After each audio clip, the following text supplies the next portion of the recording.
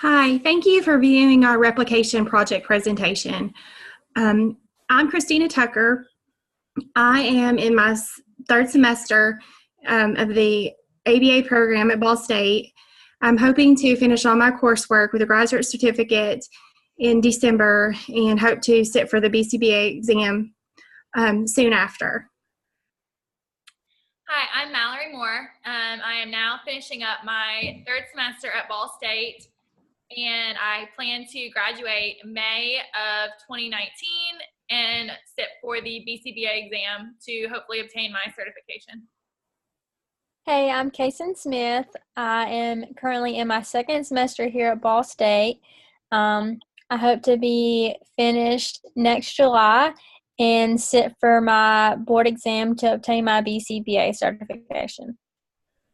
Hi, I'm Danielle Bissett. I am in my third semester at Ball State, and I plan on graduating in spring of next year, and I will also be sitting for my BCBA exam. Hi, I'm Caitlin Vlad. I'm also in my third semester at Ball State, and I hope to graduate by the spring of this year, and I will also be sitting for my BCBA exam.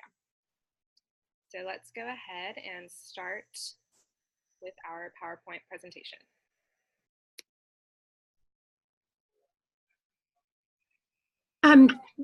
In our replication study, we chose to replicate a study by Normand in 2008. This study looked at the effects of self-monitoring, goal setting, and feedback on physical activity.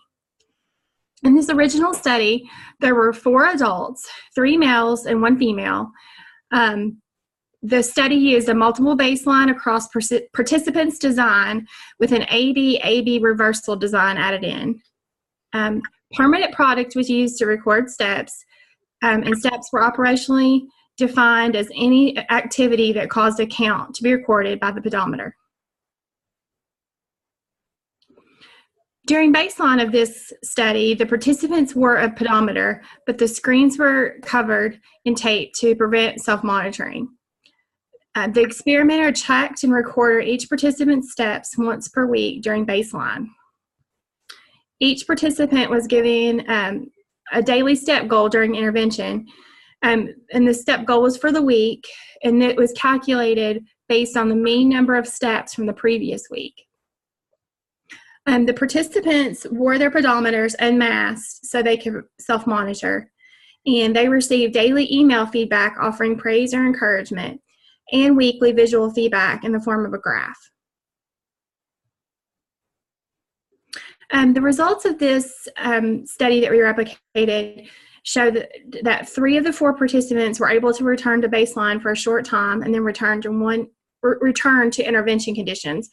And the participant who didn't return had moved, so he wasn't able to complete the study. The step totals during this study were quite variable for each participant. But all participants' step totals increased with the introduction of the intervention and decreased with the removal of the intervention. So it showed a functional relationship. So when looking at the literature when we were doing this study, we were looking basically at 2 questions. The first question is, why is increasing physical activity important? In a study by Knight in 2012, physical inactivity was found to be associated with diseases and disorders such as breast, colon, and prostate cancers, diabetes, dyslipidemia, hypertension, immune deficiencies, metabolic syndrome, osteoporosis, obesity, oxidative stress, and sarcopenia. A study by Amati et al. In 2009 compared the insulin resistance, which can lead to metabolic syndrome, of athletes and those living a sedentary lifestyle within similar age groups and similar weight classes. The study found that those who were in the athletic category, regardless of their age or weight, had better insulin sensitivity than those that were sedentary. And then a review of longitudinal studies by Reiner, Neerman, Jacock and Wall in 2013 found that increased physical activity had a positive effect on reducing obesity, heart disease risk, and type 2 diabetes. Besides all the physical benefits of increasing physical activity, it also has a positive effect on mental health. So physical inactivity can negatively affect mental health. In a study by Malkovich, Deslandes, Freer, Garcia, and Nardi in 2016, there was a systematic review of 8 studies looking at the effect of physical activity on anxiety symptoms in older adults. The results from each of the 8 studies showed a decrease in anxiety symptoms in older adults. Another study by Hallam, Billsborough, and DeCourton in 2018 focused on the psychological health benefits of walking based on a 100-day challenge with a goal of 10,000 steps per day. The authors found that walking improved depression, anxiety, and stress. The stress showed the greatest improvement. So the other thing that we looked at when we were doing our literature review is what behavioral strategies have been used to increase physical activity. One of the first ones we looked into was goal setting. A study by Giray, Ciadat, Zamani, and Taliban in 2015 looked at comparing the effects of the goal-setting strategy with a group education method on increasing the physical activity of mothers of children aged 1 to 5. The mothers were divided into 2 groups. There was a goal-setting intervention group and a group that looked at group education. They compared the results after 1 month and 3 months of the 2 intervention groups. The goal-setting group showed significantly more improvement in increasing their physical activity than the group that had that their intervention was group education. Another strategy that's been used to try to increase physical activity is self-monitoring. The use of self-monitoring alone has been used as an intervention for various behaviors with mixed results. For example, a study by Fritz, Iwata, Rollader, Camp, and Nieder in 2012 looked at the effect of self-recording on stereotypy. 3 individuals had a history of engaging in frequent stereotypic behaviors. A functional analysis was performed for each participant regarding their stereotypic behavior. After that, they were taught to self-record as part of their intervention phase. But the results show there was not really a significant decrease in their behavior with self-recording alone with this particular group of individuals. But when differential reinforcement of other behaviors was added, the reductions in the stereotypic behavior occurred, and this suggested that self-recording is more effective when combined with other interventions. Another strategy that's been used to try to increase physical activity is feedback. There was a study by Strath et al. In 2011, and in this study, they implemented a 12-week intervention with older adults. The subjects were divided into 4 groups. There was a control group, and there was a group using a pedometer they had a 10,000 step per day goal. The next group had both those things plus an individual motivational feedback that they received. And then the 4th group had the pedometer, the goal, the motivational feedback, and biweekly phone feedback. So after 12 weeks of these interventions, the 2 groups who received the feedback, they had greater step totals as compared to the groups who did not. Actually, the group with that had the pedometer, step goals, and individuals feedback took an average of 2,159 steps more than the groups without feedback. And then the group who had the additional biweekly telephone feedback actually had an average increase of 2,488 steps. So this was really a significant increase. Some other research that we found on interventions was package interventions of self-monitoring, goal setting, and feedback, which are the same things that our replication study looked at. There was a study by Donaldson and Norman in 2009 that looked at the effect of goal setting, self-monitoring, and feedback on increasing the calorie expenditure in obese adults. And this study, it included 5 adults with a BMI 25 or older, and they wore a heart rate monitor to see how much calorie expenditure they were doing based on their activities. The interventions for each person was slightly different due to individual needs, but they all contained goal setting, self-monitoring, and feedback. And the results showed that all 5 participants increased their calorie expenditure during intervention. Another study that looked at the package intervention of self-monitoring, goal setting, and feedback was by Hayes and Van Camp in 2015. In this, the 3 interventions I've talked about were combined with reinforcement to measure the effect of increasing steps in 6 third-grade students. So each of these children, they wore a Fitbit only during their unstructured recess time. So during the baseline, the Fitbits were masked so the participants couldn't see their steps, so they couldn't self-monitor. But during the intervention, the Fitbits were unmasked. The participants were encouraged to view their steps during recess. They were given goals on slips of paper so they could self-monitor if they were meeting those goals during recess. They received feedback, which was either praise for meeting their goal or encouragement if they didn't meet their goal.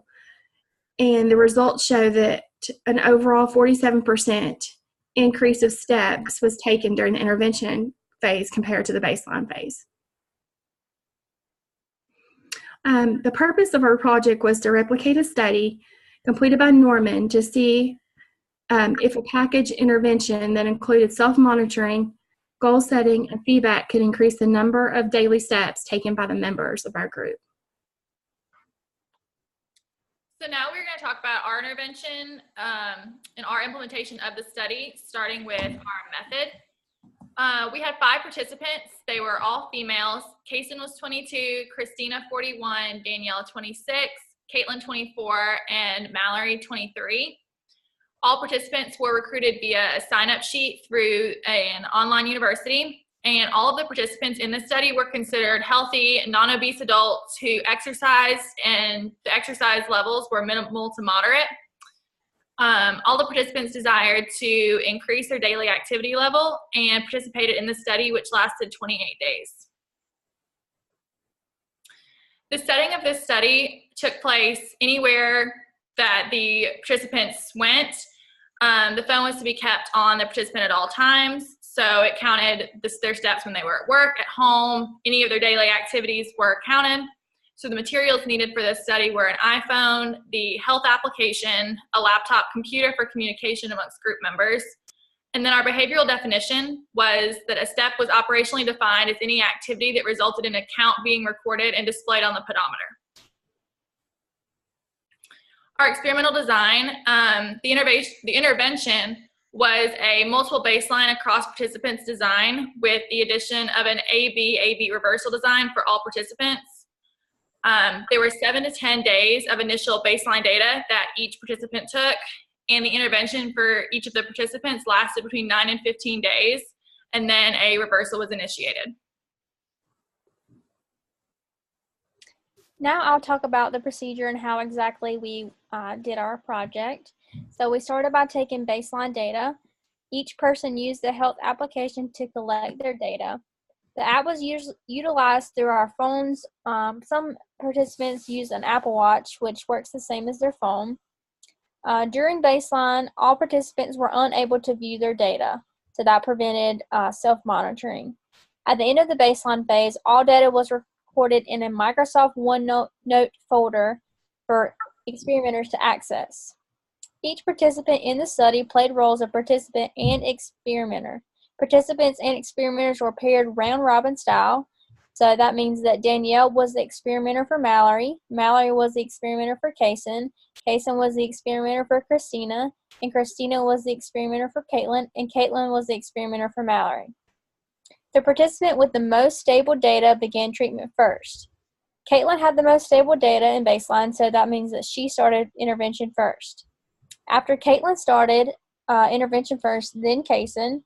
After Kaysen, then Christina, then Mallory, then Danielle. Each participant remained in intervention between 9 and 15 days before a return to baseline occurred. The participants returned to baseline in the same order that they began treatment. So since Caitlin started intervention first, she returned to baseline first. Then Kaysen, then Christina, then Mallory, and Danielle returned to baseline last. Our intervention included goal setting, self-monitoring, and feedback. Each experimenter accessed the baseline data in Microsoft OneNote to set a daily step goal for their participant. Daily step goals were set by calculating the average number of steps taken each day for the previous week. The goal was only set if each participant met their goal for 4 of 7 days, but if they did not meet their goal, that means that their goal was not increased, it just remained the same. During intervention, each participant openly used the health application to count their steps. This enabled self-monitoring. Steps were counted from the beginning of each day to the end of each day, so as soon as each participant woke up and as soon as they went to sleep that same day. At the end of the day or the beginning of the next day, each participant sent their steps for the day to their experimenter via text message. The experimenter then replied to the text message with a message of praise or encouragement like good job or better luck next time, you can do it, I believe in you. Experimenters also used graphic images through text messages to provide additional praise and encouragement. So for our data collection, permanent product recording was used to record each participant's daily step totals. The operational definition of a step, like we talked about, was any activity that resulted in a count being recorded and displayed, and it had to be displayed on the iPhone Health application. And we used the iPhone Health application because it counted the number of steps taken per day as long as the phone was being carried by the participant. And the device was deemed to be reliable and accurate for data collection methods. And for our inter-observer agreement, during the intervention phases, reliability checks were conducted to verify participant recorded step totals. And the reliability checks were to occur daily, with the participant sending a screenshot of their steps for the day to their assigned experimenter. The inter-observer agreement was calculated for all the days in which the steps were measured, and then the scores were calculated by dividing the number of agreements by the number of disagreements and agreements, and then multiplying by 100 to yield a percentage. And for all of our participants, the agreement was 100%. Next is our intervention fidelity, and reliability measures were conducted for the daily self-monitoring as well as the daily text messaging components of the intervention. These were done by dividing the number of days in which each participant reported a daily step total during intervention by the total number of intervention days, and then multiplying by 100 to yield a percentage. For intervention fidelity, it was 100% for Kaysen, 100% for Christina, 47% for Danielle, 66% for Caitlin, and 66% for Mallory.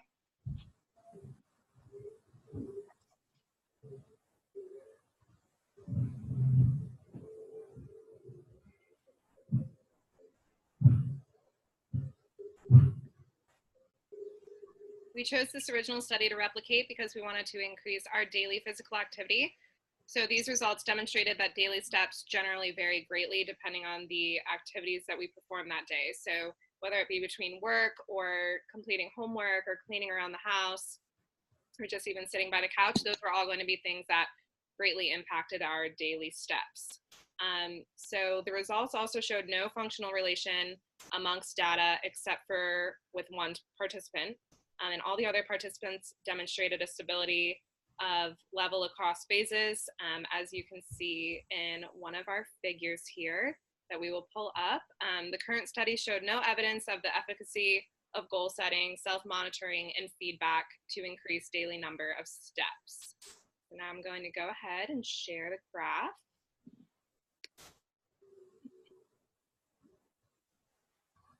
Okay. Is the graph showing for you? Okay.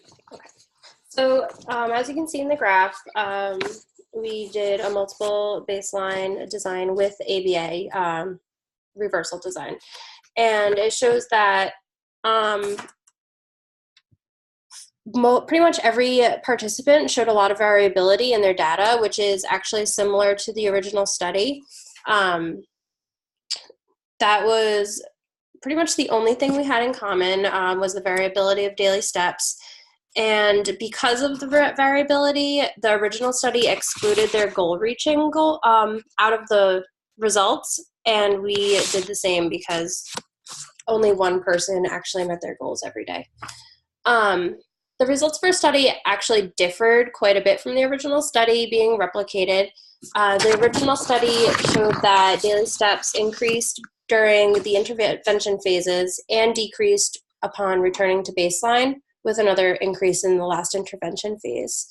For each member still in baseline, average daily steps remained lower than when the intervention was introduced. But in our study, only 2 participants had an increase in steps during the intervention phase, and then a decrease in steps during the return to baseline. As I said, one person met their goals every day, and that same person showed the best functional relation by having an increase on intervention, decrease during baseline, and an increase again during intervention. One participant actually decreased the number of steps during intervention phase compared to baseline. And many factors contributed to the differences in our results, which are going to be further discussed in the limitation section. So individually, Caitlin showed a lot of variability during her intervention, and there was very little change between intervention and baseline as far as averages. She went from an average of 6,969 steps in baseline to an average of 7,138 steps, so a small increase. And then it decreased again to 6,659 steps in baseline, and then actually dropped more in the last intervention phase to 5,225 steps. Casey had the most stable data across the board. Her average in initial baseline was 5,788 steps, and it increased very slightly to 5,959 steps, decreased very slightly again to 5,888 steps, and then she as well decreased her steps in the last intervention phase to 4,988. For Christina, she was the person that actually met her goal every day except for the very last day of treatment. Her steps increased from baseline at 5,138 steps to 6,341 steps in intervention, and then decreased again to 3,150 steps, and that increased slightly more than that baseline to 3,871 steps. For Mallory, she had an average of 5,646 steps on baseline, and that actually decreased to 5,513 steps when the intervention was implemented.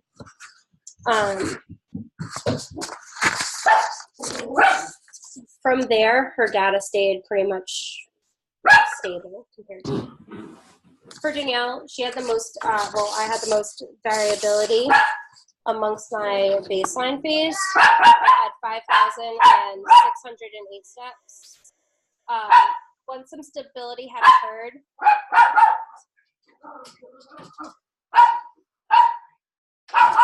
oh my God, I'm so sorry. Once stability had occurred, intervention was introduced, but the daily steps remained stable. Upon intervention, there was 4,333 steps. When the second baseline occurred, 2,929 steps on average, but actually did increase in the last intervention phase to 3,846 steps. So as we said, the original study had different results than we had, and there are a lot of reasons for that, which will now be discussed in the limitations.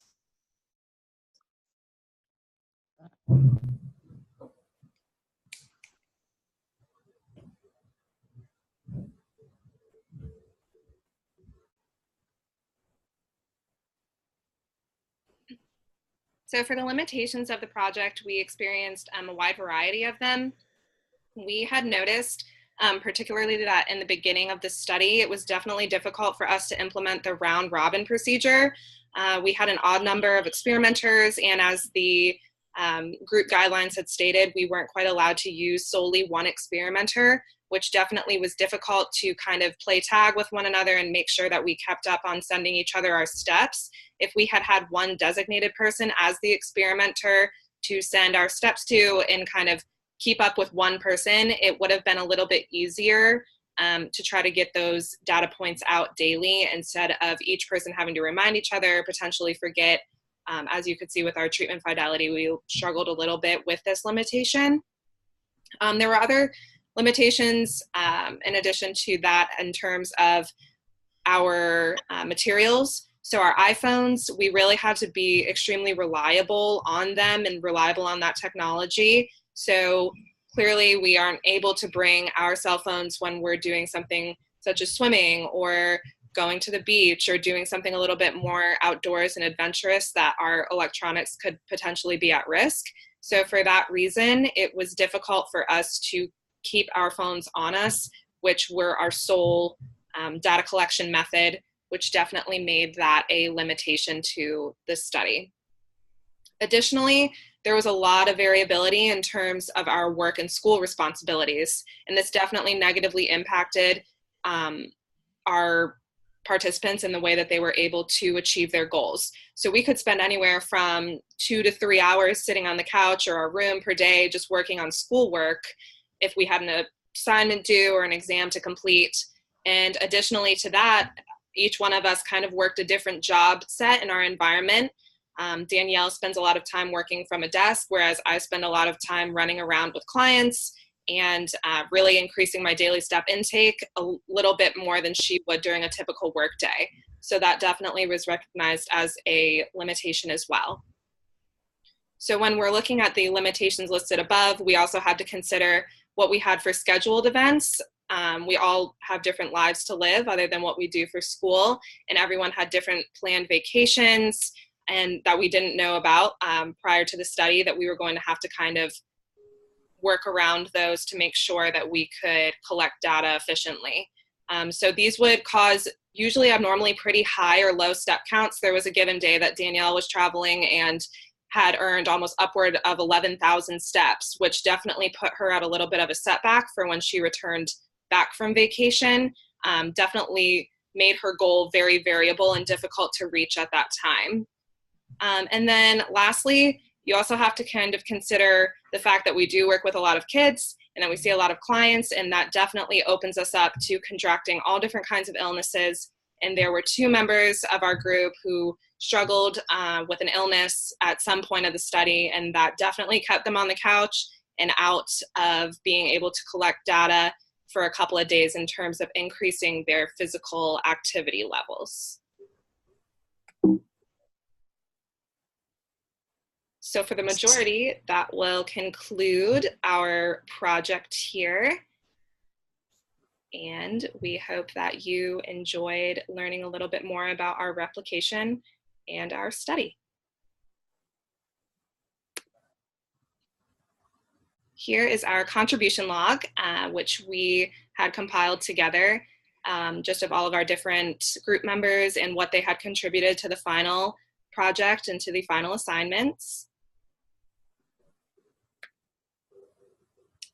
And that is all we have prepared. We also have some references in case anybody wants to see them.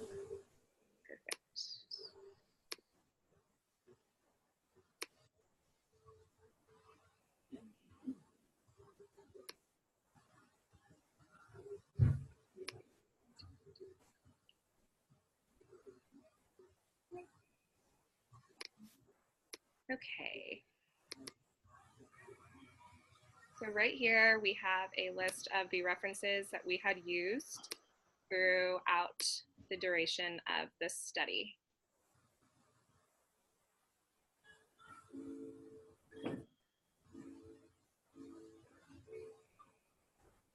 Thank you so much for watching, and we hope you enjoyed our presentation.